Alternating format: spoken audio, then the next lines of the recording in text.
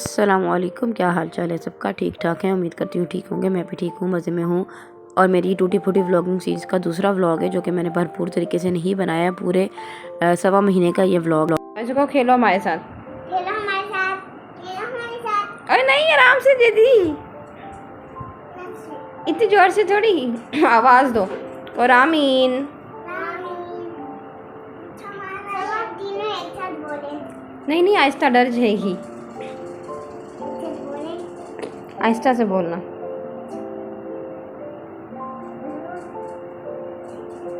रामी, वो देखो उठी तो है।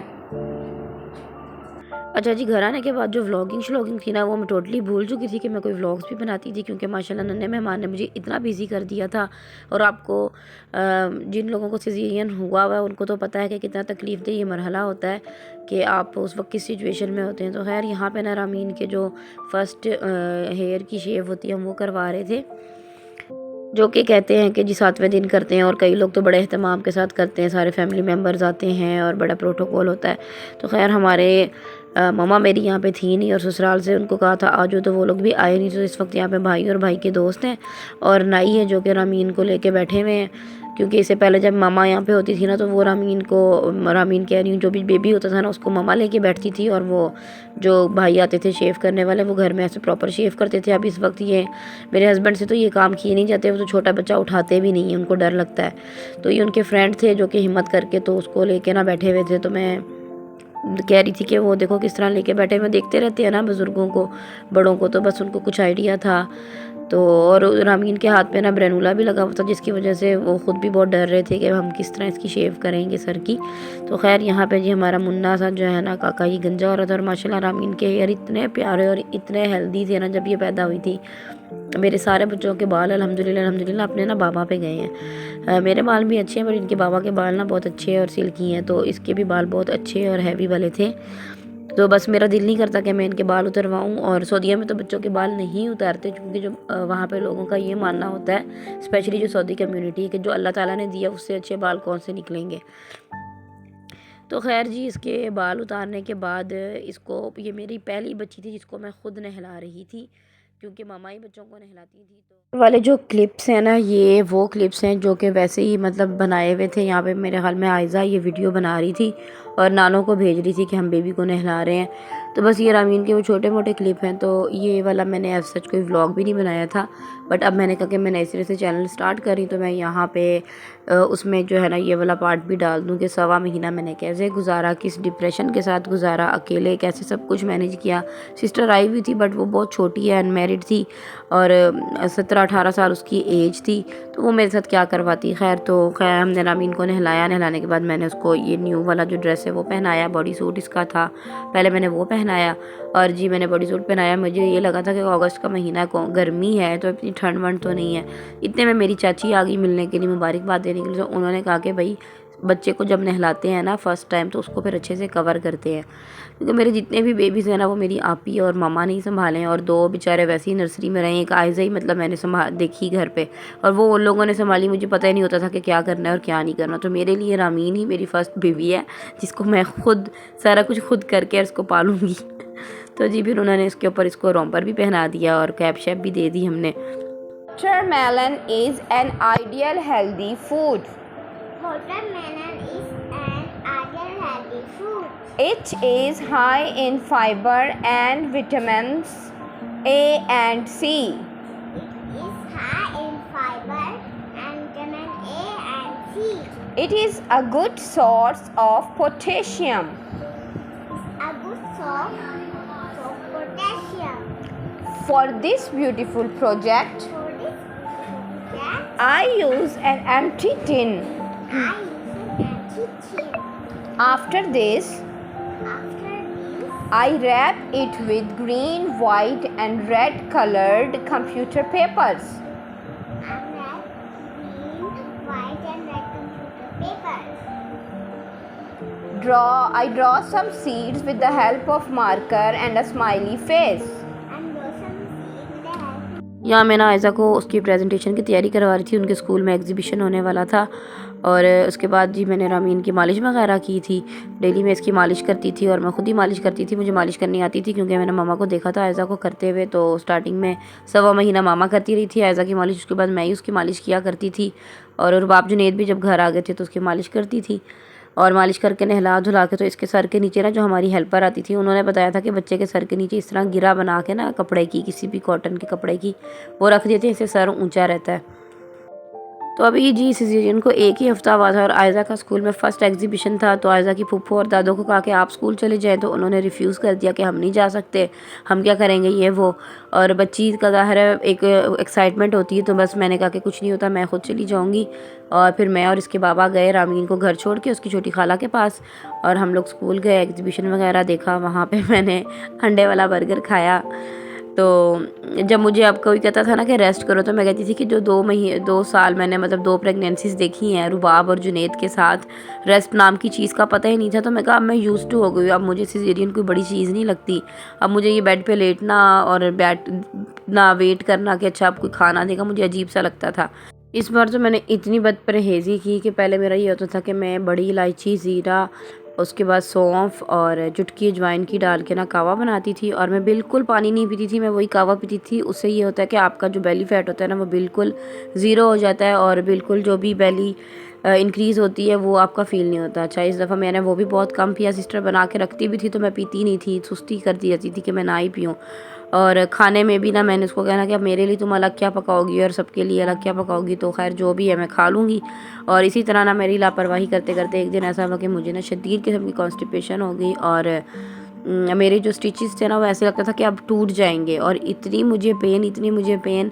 और रात का वक्त था, और इनके बाबा खैर से अल्लाह के हुक्म से आए रात को 11 बजे, और सिस्टर को भी कुछ समझ में ना आए कि क्या कह रहे हैं। और उस टाइम जब वो आए तो मैं बैठ के रोए जा रही थी ज़ोर ज़ोर से। अच्छा, आप उनका हरकत चेक करो कि बजाय मुझे हौसला देने के बैठ के देख रहे हैं और गुस्सा करे जा रहे हैं कि रो क्यों रही हो, कुछ पता भी चले हुआ क्या। ये नहीं कि एक बंदा रो रहा है, तकलीफ़ में है, उसे कुछ बोला नहीं जा रहा, आप उसे प्यार से पूछ लो, उल्टा और मुझे धमकाए जा रहे हैं। सिजेरियन का सबसे बड़ा नुकसान ये होता है कि आप ना अपने काम खुद कर सकते हैं, ना अपने बच्चों को खुद देख सकते हैं। बच्चों बेचारों पे बहुत ज़्यादा इफ़ेक्ट पड़ जाता है। अल्लाह का शुक्र है कि मेरी सिस्टर ने बड़े अच्छे से इनको संभाला था। बट फिर भी जो है ना, ये एक इंसिडेंट जिसकी क्लिप मेरे पास अभी भी है और मैं वो शेयर कर रही हूँ, वो ये हुआ था कि रुबाब ना काफ़ी ज़िद करने लग गई थी। तो एक दिन ऐसे ही ये अपनी दादी की तरफ इनके बाबा इनको लेकर गए, तो उन्होंने ये ना उनके घर कोई मतलब बाजी नहीं होती मिलाद शिलाद वाली, कोई इस तरह की थी। तो उनको कहा कि ये ना ज़िद बहुत कर दी, इसको दम कर दें। तो वो जी आंटी जी कहने लगी कि आपकी बच्ची को कसर है, तो यहाँ पे ना वो उसको दम कर रही है। तो मुझे गुस्सा इस चीज़ का आया कि उसका पाँव अपने घुटने के नीचे दे के खड़ी है, भाई दम करना है, दादी से कहो कि बच्ची को गोद में लेके बैठ जाएं और दम कर लें। छोटी सी मासूम सी बच्ची और उस पर ये इस तरह कर रहे हैं। तो मुझे ये चीज़ मुझे ना गुस्सा चढ़ा कि भाई ये क्या तरीका है। मैंने ना अपने बच्चे बड़े नाज नखनों से पाले हैं, और मुझे बड़ा होता है कि कोई और मेरे बच्चों को कुछ ना कहे, मैं जो मर्ज़ी कह लूँ। और हर माँ की यही कमज़ोरी होती है कि कोई उसके बच्चे को कुछ ना कहे। हमारी जो हेल्पर आती थी ना, वो मुझे कहा करती थी आप रामीन के सर के नीचे ये फट्टी रखें, आप इसका माथा दबाएं, आप इसका नाक दबाएं। तो मैंने कभी कभार इसका नाक को मलने की कोशिश करनी, जब वो तंग पड़ती थी मैं छोड़ देती थी। और जब वो मुझे ज़्यादा तंग करती थी तो फिर मैं इस तरह उसको टांगों में लिटा के ना अपनी लेग्स को, और मैं उसको झुला लेती थी हल्का फुल्का, और वो चुप हो जाती थी क्योंकि बार बार उठना बार बार लेटना मेरे लिए बड़ा मुश्किल हो जाता था। और मेरी जो हेल्पर थी ना, वो इस तरह ये गिरा उसके सर के नीचे रख के ना, तो एक गोल सी वो लकड़ी की पट्टी थी, उसको कपड़े में कवर करके रख देती थी कि बाजी इसको यूँ लिटाया करें। और उनके जाती मैं वो फिर निकाल देती थी कि मैं कहती थी मेरी बच्ची तंग हो रही है, खैर है सर बना बनाया है। उसके बाद हमने जी रामीन का ये झूला बांध लिया था। फिर रामीन इस झूले में सोती थी तो आराम से सो जाया करती थी, तंग नहीं करती थी हमें ज़्यादा, और उसमें ना इजी रहती थी। और उसमें कहते हैं कि सुलाने से ना बच्चों का सर भी अच्छा बनता है। वैसे मैंने शौकिया जो एक अदद क्रैडल भी ख़रीद के रखा हुआ था। ये मेरा क्लिप उस दिन का है कि मैं ना अपनी स्टिचेस चेक करवाने हॉस्पिटल गई थी सिस्टर के साथ, और इनके बाबा घर पे थे बच्चों के पास। और जी मुझे इतनी शदीद भूख लगी हुई थी ना कि सारा महीना गुजार के मैंने वहाँ जाके तसल्ली से रेस्टोरेंट में गई, अच्छे से वीआईपी से रेस्टोरेंट में मैंने वीआईपी से खाना ऑर्डर किया, और ऐसे भूखों की तरह मैंने खाना खाया ना कि मैं आपको क्या बताऊँ। ऐसे लगे कि हर से बाद मुझे अच्छा खाना मिला है। और साथ में मेरी सिस्टर भी थी, और वो भी यही कहती कि आज कितना रिलैक्स फील कर रहे हैं। तो बस इस तरह का जो है ना, मैंने अपना ये सारा 1.25 महीना गुजारा है। बजाय बेड पे लेट के रेस्ट करने के मैंने ऐसी हरकतें की हैं जैसे ना मैं पहली दफ़ा बच्चा पैदा कर रही हूँ। बस यूँ ही उल्टी पुल्टी हरकतें करते करते ये वक्त गुजर गया। और बच्चों को मसरूफ़ रखने के लिए इनकी खाला कभी इनको कुछ निकाल के दे देती थी, कभी कोई टॉय दे देती थी, और मैं भी बाहर आके बच्चों के पास बैठ जाती थी, कभी इनको टीवी लगा देना। और माशाल्लाह मेरा जो बिल्ला है ना, ये माशाल्लाह माशाल्लाह बड़ा होता जा रहा था। तकरीबन 1.5 माह की है यहाँ पे रामीन हो चुकी है, और 1.25 महीना भी पूरा होने वाला था, अपने आखिरी दिनों की तरफ जा रहा था। और काफ़ी मैं सारी प्रेगनेंसी में एक्टिव रही हूँ। मेरी हेल्पर कहती थी कि बाजी आपसे अंदर बैठा नहीं जाता, मैं कहती थी कि नहीं, अब मुझसे बैठा नहीं जाता। और वैसे भी कहते हैं कि जो सीरियन के स्टिचेस होते हैं ना, इसमें वॉक ज़्यादा करनी चाहिए। इससे ये होता है कि आपके स्टिचेस ना जल्दी हील कर जाते हैं। बट बैठे नहीं ज़्यादा रहना चाहिए, लेट जाओ या फिर वॉक कर लो। बट मेरा ये होता था कि जब मैं उठ के मतलब चलती थी ना, फिर मैं बैठती नहीं थी। मैं कहती थी कि अब मैं अगर लेट गई तो फिर मुझे कौन उठाने आएगा, क्योंकि मुझसे जल्दी खुद उठा नहीं जाता था। अच्छा, ये वाला जो वीडियो क्लिप है ना, ये है मेरी भांजी का। सेम डे जिस दिन रामीन पैदा हुई है ना, उसी दिन ये पैदा हुई थी 5 घंटे बाद। तो यहाँ पे मेरे पास ये क्लिप पड़ा हुआ था, तो मैंने सोचा कि मैं ये भी आपके साथ शेयर कर दूँ। और यहाँ देखें माशाल्लाह जी, मेरा बेबी वापस हेल्दी हो गया है। रामीन हेल्दी थी बाय बर्थ, अच्छा खासा इसका वेट था। ये थोड़ी सी वीक हो गई थी इस वजह से, क्योंकि मेरा अपना डाइट का ना प्रॉपर कोई रूटीन नहीं थी, प्रॉपरली मैं खाती नहीं थी। तो इस वजह से रामीन वीक होती जा रही थी। और मैंने रामीन को ना सिर्फ मदर फीड पर रखा हुआ था, और मैं इसको फीडर वगैरह नहीं देती थी। तो फिर ज़ाहिर है मदर फीड के लिए माँ की डाइट बहुत अच्छी होनी चाहिए, तो फिर बच्चा हेल्दी होता है। वैसे जो बातें करते हैं ना कि सर बनाओ, नाक दबाओ, ये करो वो करो, मैंने अपने किसी बच्चे का सर नहीं दबाया, नाक नहीं दबाया। और रामीन की ना ये जो दांतों वाली चीज़ है ये ऊंची थी, तो वो हमारी जो हेल्पर है वो ही कहा करती थी कि इसको दबाया करो। तो खैर मैंने इसको भी ज़्यादा नहीं दबाया, ये भी ऐसी की ऐसी रहने दी।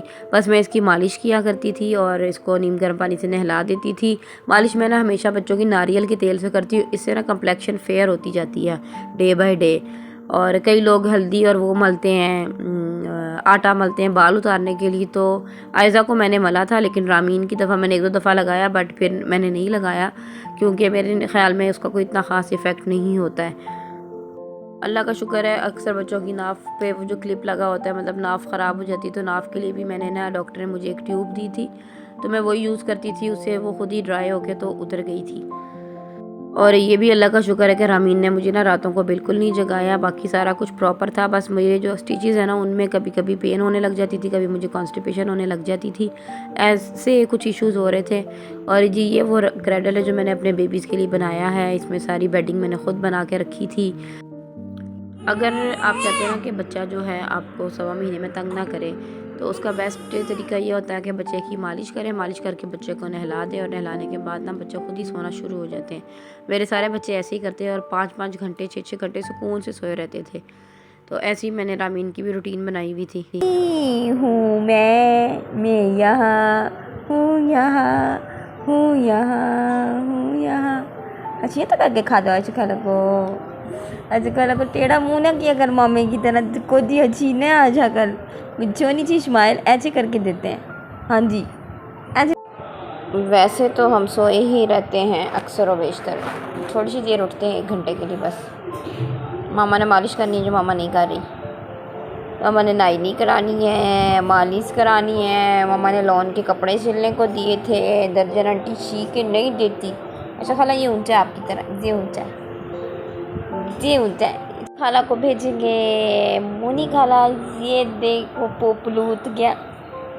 ओ अच्छा अच्छा हंस के दिखा दो मुनी खाला को, कर दी।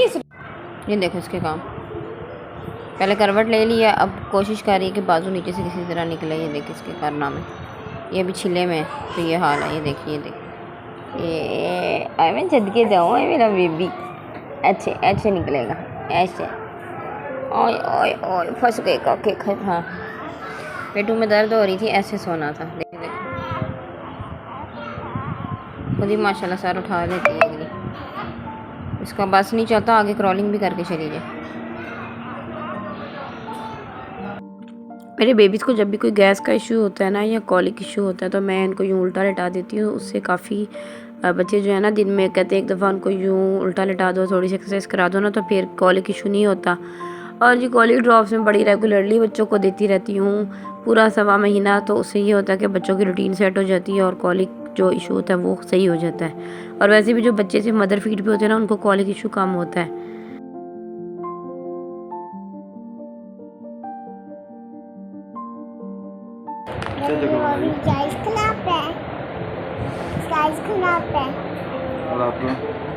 Yes, crab.